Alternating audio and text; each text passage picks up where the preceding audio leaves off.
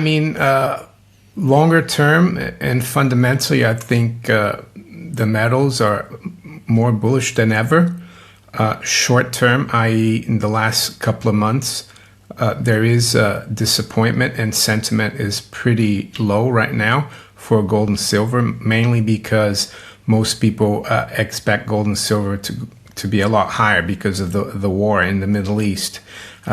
People argue that the safe haven function of gold and silver has not really kicked on. But I would argue that we're still up year to date. And I would also argue that last year we were up massively. Silver is up almost 150% and gold up about 65%. I think there's a lot of trading going on in the West. I think in the East, they value gold and silver a lot more as a safe haven. We saw that China had record imports of physical silver in March, I think 500 tons. But in the West, it seems like people or traders are playing gold versus oil. They're playing like a spread. So when oil goes up, gold goes down, which seems counterintuitive, but eventually I think when people realize that their currencies, be it the dollar or be it the pound or the euro or the Australian dollar, when they realize that they're getting a lot less for their currency in the shops and in terms of purchasing power, gold will pick up again because the fundamentals are still very good. And also, I was just reading, Daryl, this morning about how the open interest in silver and gold futures on COMEX is at, silver is at like over a decade, the lowest in a decade, and gold is also really low. And usually when you see the market overbought, you see open interest really high because the shorts are piling in. But the fact that open interest is really low and we're still at relatively elevated levels compared to last year means that we could have a turn of events very quickly. And I think the last 2 months has helped the market settle a little bit, is like a consolidation before a next move higher. And if you look at gold, for example, in the priced in Japanese yen, I look at that regularly and the chart. You see for the last 4, 5, 6 years, there's always like it moves higher and then it consolidates, moves higher. And we've been doing the same thing in the dollar price of gold since last year. I don't know if you remember, from April to August, it was going sideways and then it just took off. And I think we're in a kind of environment of consolidation. And we're still seeing central banks buying a lot of gold. Someone just sent me an article actually from the New York Times of all publications, and they've got a big story on why countries are stocking up on gold. And at the end of the article, they quote the World Gold Council, the analyst there, and he says, whatever the conditions, and this is Christian Gopal, he says, central banks have become a real pillar of demand in the gold market.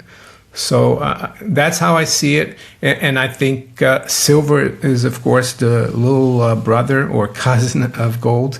Mm-hmm. And I expect it to outperform gold, but I'm not getting rid of my gold.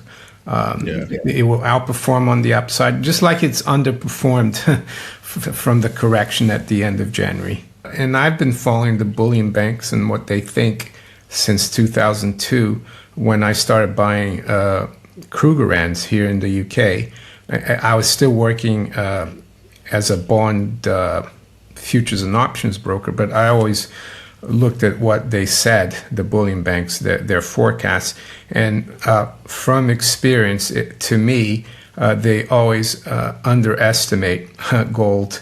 They always overestimate stock, S&P targets, but they underestimate gold. So it's encouraging that like some have 6,000 or 5,800, because I think it means we could go a lot higher once this consolidation is over. And again, they're going to be wrong. Maybe not wrong in the direction, but they're going to be wrong in the like how far up it can go. I don't have a target, but that's the way I look at it. The bullion banks are always quite conservative, even though I've seen that Bank of America is calling for like silver to go like possibly to 300 this year. So I think that's realistic. Yeah, I think there's a big problem there because we've had 6 years, I think, of supply deficit. And as you know, pure silver plays are quite rare. Usually silver gets extracted as a byproduct of other base metals like copper. And to like get a silver mine going takes years. And I think also the war in the Middle East and what's happening to the energy situation is going to push a lot of countries, especially in Asia, to look at solar and other alternative energies, and you need a lot of silver for that as well. I published an interview recently with Eric Young, who's on X, and he was telling me that China is basically almost self-sufficient in energy, and they focus a lot on electricity, EV, and wind, and other kinds of alternatives, and you need a lot of silver for that. So I've heard some people say that silver is the new oil. So yeah, I think we need a lot higher prices just to get the investors interested in maybe opening new mines and developing new mines, because I think the shortage is real. And unfortunately here in the West, like London, New York, and Europe, the price of silver is like kind of being suppressed, in my opinion, and that's why there's a huge premium with Shanghai. And the Chinese and the Indians, well, they're like saying, yeah, I'll have that. And I think that's a shame that all this silver is flowing from west to east.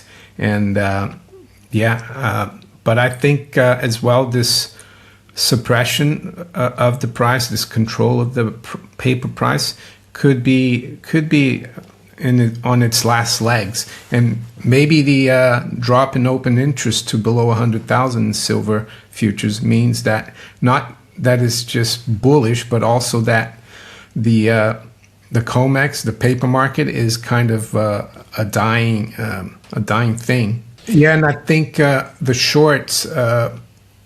I was reading something by Alistair McLeod, and he thinks a lot of the bullion banks are being very careful because they know that it's highly leveraged, so they're telling their desks to cut the short positions, and maybe that's why open interest is coming down so much, because usually at such a high price, and we're still up on the year, silver started at 71, and I think we're trading, I don't know, around 73 or 74 right now in the spot. You would expect open interest to be quite high, but it isn't. If you measure it against the fiat dollars, yeah, they look really good, these markets. Even here in the UK, the markets look really good. But when you price it in terms of gold and even silver, they don't. I think we're having a melt up, and it's going to continue. And that's what happened in countries like Germany in the 1920s. The stock market went up.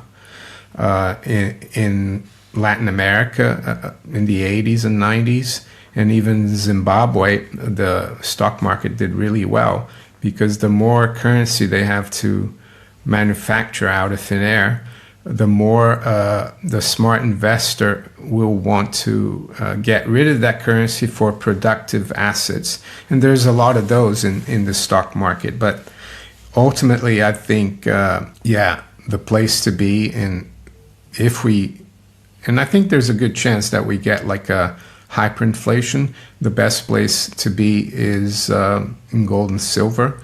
And also, I guess, companies, but you might not be able to get anything, anything liquid for them, but you will have the asset, you will have a factory, or you have airplanes or ships or land. So that's how I see it. Market analyst Mario Innecco warns that we are witnessing the gradual erosion of the traditional dollar-based system as nations move toward physical settlement to bypass weaponized financial infrastructure. He highlights the buy-the-dip mentality of bullion banks and sovereign treasurers who capitalize on low retail confidence to accumulate positions before the next major